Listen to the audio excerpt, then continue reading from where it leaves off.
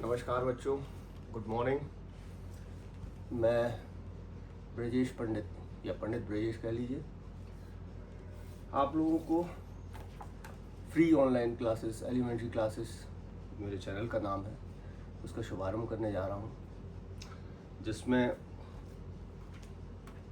NCF as पर NCF 2023 play based learning interactive stories rootedness in India, M for maths joyful learning, इस book और समग्र शिक्षा मध्य प्रदेश राज्य शिक्षा केंद्र भोपाल क्लास 1 की जॉयफुल मैथमेटिक्स, इनकी क्लास शुरू करने जा रहा हूँ। हमारी एलिमेंट्री क्लासेस में हम शुरुआत करेंगे मध्य प्रदेश राज्य शिक्षा केंद्र भोपाल की जॉयफुल मैथमेटिक्स क्लास 1 की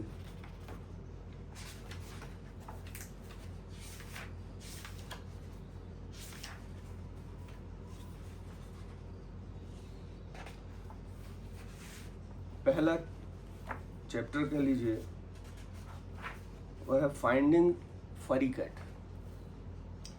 लुकिंग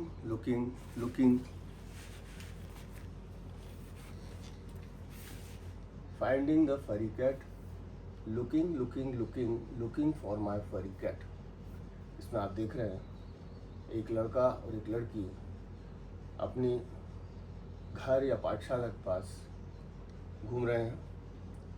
वहाँ एक गाय भी है, खरगोश भी है और अन्य सारे जानवर हैं।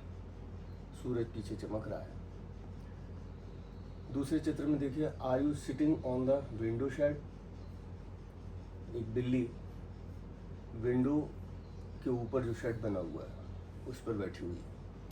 Are you sleeping under my bed, where are you my furry cat. इसमें बिल्ली जो है वो बेड के नीचे। Looking for my furry cat, are you inside the backpack. क्या तुम बैकपैक जो पीछे टांगने वाला बैग है उसके अंदर हो। Are you outside the red rock, where are you my furry cat.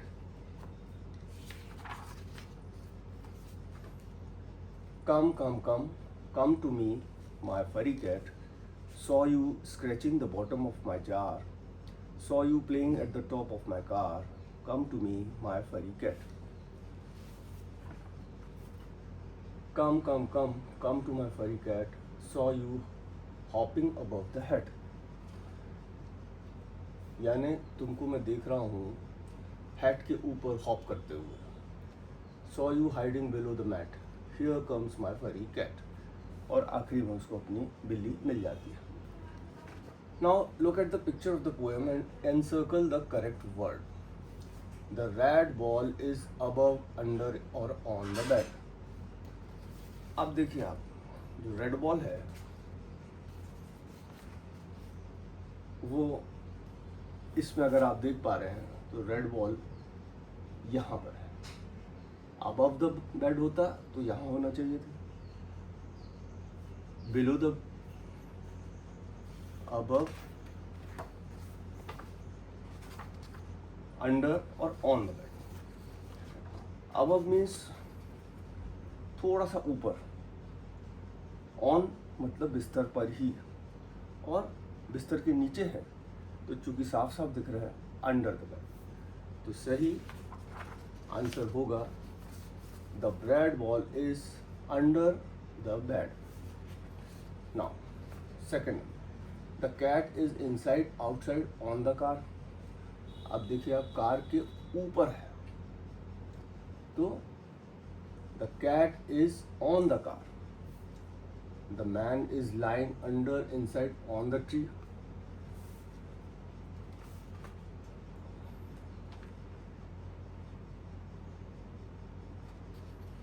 अब देखिए, इसमें कोई चित्र ऐसा दिखाई नहीं दे रहा जिसमें कोई आदमी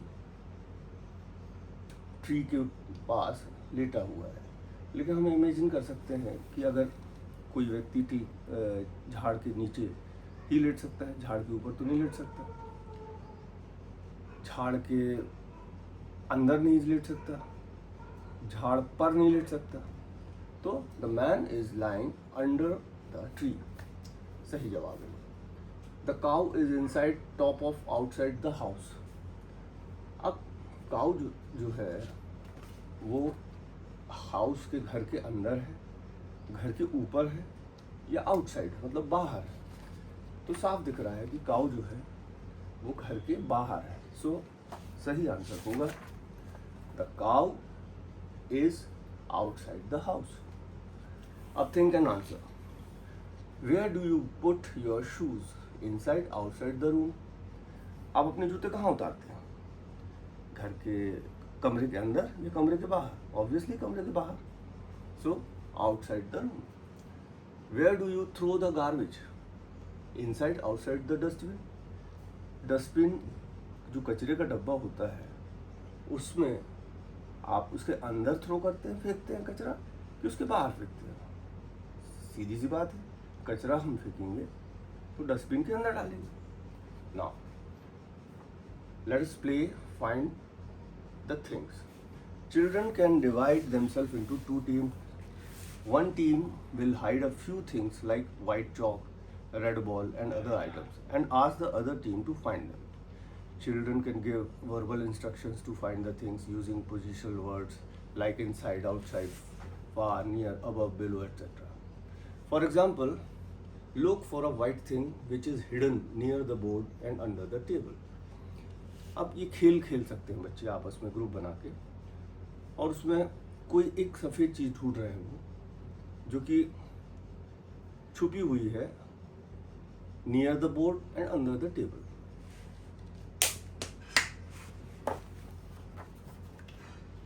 दूसरी चीज़ एक red thing, look for a red thing which is outside the classroom and under the tree.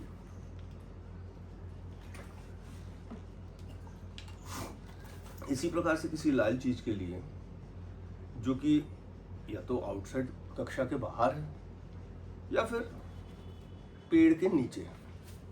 Now let us play throw the ball. Each child aims and throw the ball inside the basket. जैसे basketball होता है उसमें सारे लोग try करते हैं कि basketball उस जो बास्केट की नेट होती है उसके अंदर जाए।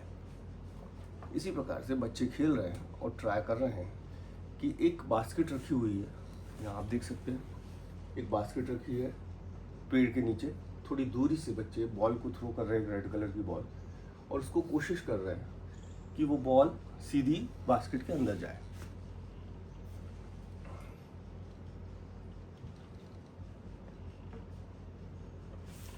When the ball goes inside, other children will say in, and when it goes outside the basket, they say out. तो ये एक फन गेम हो गया। Now let us do tick the things which are inside. अब आपको दो option दिए हुए हैं, एक टोकनी है या बास्केट है, उसमें कुछ फूल अंदर रखे हुए हैं, कुछ फूल बाहर। तो हमको टिक करना है कि the things which are inside. Obviously ये टिक करेंगे हम क्योंकि ये फूल जो है flowers are inside the basket. Now यहाँ एक बच्ची कार के अंदर बैठी हुई है, एक आदमी, एक व्यक्ति कार के पास खड़ा हुआ है। ऑब्वियस सी बात है कि the girl is inside the car and this person और this man is outside the car. Now take the things which are outside. अब यहाँ पर आप देखिए पोलर बेयर या नॉर्मल बेयर एक गुफा के अंदर है, केव के, और एक बाहर है। तो हम आसानी से जो आउटसाइड है उस बेयर पर निशान लगा सकते हैं। इसी प्रकार से यहाँ पर ये बच्ची जो है वो, यहाँ एक बतख है और ये उसका टेडी है। तो टेडी जो है बॉक्स के अंदर है, बतख जो है वो बॉक्स के बाहर है। ये उसके टॉयज है। Now look at the picture and trick the correct word. हमको सही वर्ड पे टिक करना है। अब बॉय इज सिटिंग ऑन और अंडर द ट्री। अब बच्चा जो है वो पेड़ के ऊपर बैठा है क्या?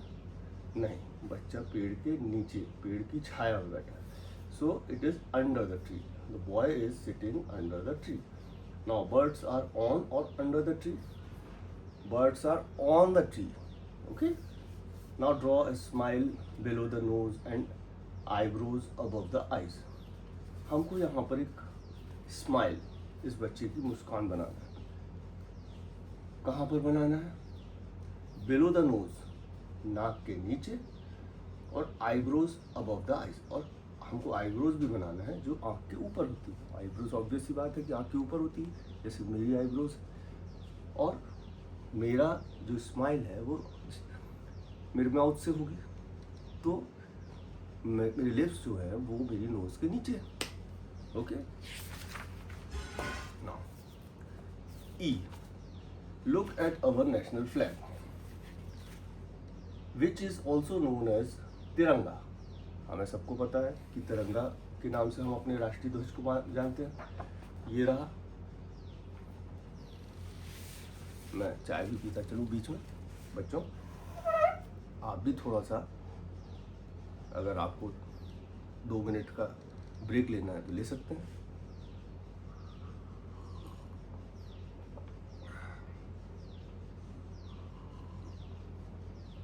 आप जल्दी से वॉशरूम जाके आ सकते हैं. अभी हमारी क्लास ऑनलाइन नहीं चल रही है, पर मैं चाहूँगा कि आप अधिक से अधिक संख्या में पार्टिसिपेट करें, मेरी क्लास को ज्वाइन करें. ये फ्री ऑफ कॉस्ट है. इसमें 1 रुपये या 1 पैसा भी नहीं वसूलना चाहता मैं. कोई चार्ज नहीं है.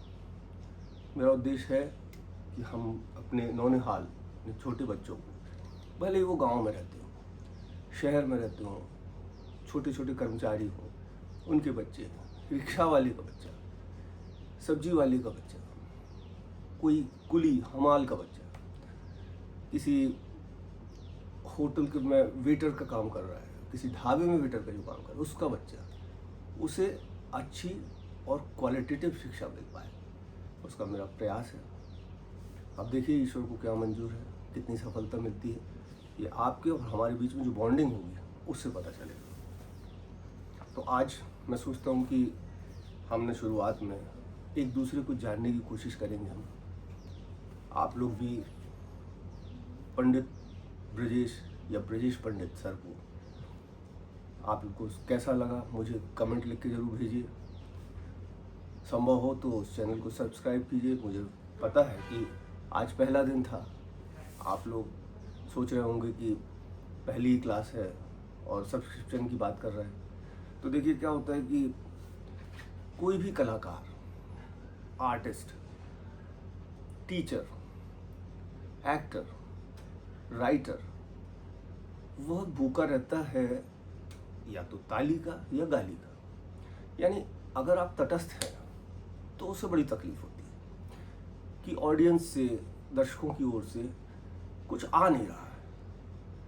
या तो आप ताली ही बजा दें तो वो संतुष्ट हो जाएगा.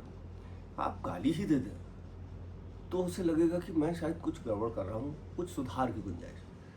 लेकिन अगर आप तटस्थ हैं, आपने उसकी तरफ एक तरह से उसे इग्नोर कर रहे हैं, उससे क्या हो रहा है कि उसे ऐसा लगता है कि जैसे आप उसे इग्नोर कर रहे हैं. वो सबसे बुरी मानसिक स्थिति होती है एक कलाकार के लिए. और उसके अंदर की क्रिएटिविटी फिर धीरे धीरे मरने लगती है, कुंठा की स्थिति पैदा होती है. तो मेरा आपसे अनुरोध होगा, आप मेरे इस प्रयास को 1 से लेकर 10 तक अगर कुछ पॉइंट देना चाहते हो, आप 1 भी दे सकते हैं, आप 0 भी दे सकते हैं, आप 10 भी दे सकते हैं, आप 8 भी दे सकते हैं. तो मैं, ये पहला दिन था. इसके बाद मैं एक वीडियो बनाऊंगा जिसमें NCF, जिसे crisis boys senior secondary school में मेरा बेटा पढ़ता है, प्रतीक, वो 5th स्टैंडर्ड में पढ़ता है. उनके यहाँ जो बुक्स लग रही हैं, मैं जबलपुर का रहने वाला हूँ, तो जबलपुर के crisis boys senior secondary school में 5th स्टैंडर्ड में इस पब्लिकेशन की बुक लग रही है. ये 1st स्टैंडर्ड की बुक है, प्रतीक को नहीं लगती, प्रतीक को 5th स्टैंडर्ड की लगती है. तो नेक्स्ट जो हमारी क्लास होगी उसमें हम इस बुक से 1st चैप्टर जो है उसको समझने की और उसको सॉल्व करने की कोशिश करेंगे. आपको मेरी क्लास कैसी लगी ब्रजेश पंडित सर की क्लास कैसी लगी मुझे ज़रूर कमेंट बॉक्स में लिख के आप कमेंट्स भेजिए। आपको ख़राब लगी तो आप लिखिए साफ साफ कि नहीं आपकी क्लास में कोई हमें इंटरेस्ट नहीं आ रहा है, आपके पास अंदर वो बात नहीं है, तो मैं कोशिश करूँगा, सुधारने की कोशिश करूँगा। पर थोड़ा सा मेरा सहयोग कीजिए, ये मेरा प्रथम प्रयास है। बहुत वर्षों तक मैं सोचा था मैंने कि चूँकि मैं एक शिक्षक का बेटा हूँ, मेरे पिताजी प्रोफेसर थे और बाद में वो प्रिंसिपल होकर रिटायर हुए। बीएड कॉलेज में, हितकारनी बीएड कॉलेज में वो प्रिंसिपल होकर रिटायर हुए। तो मेरे अंदर खून, मेरे डीएनए में एक शिक्षक का खून है। और आज मैं आपसे विदा लेता हूँ। नमस्कार। नमस्कार बच्चों, ढेर सारा प्यार।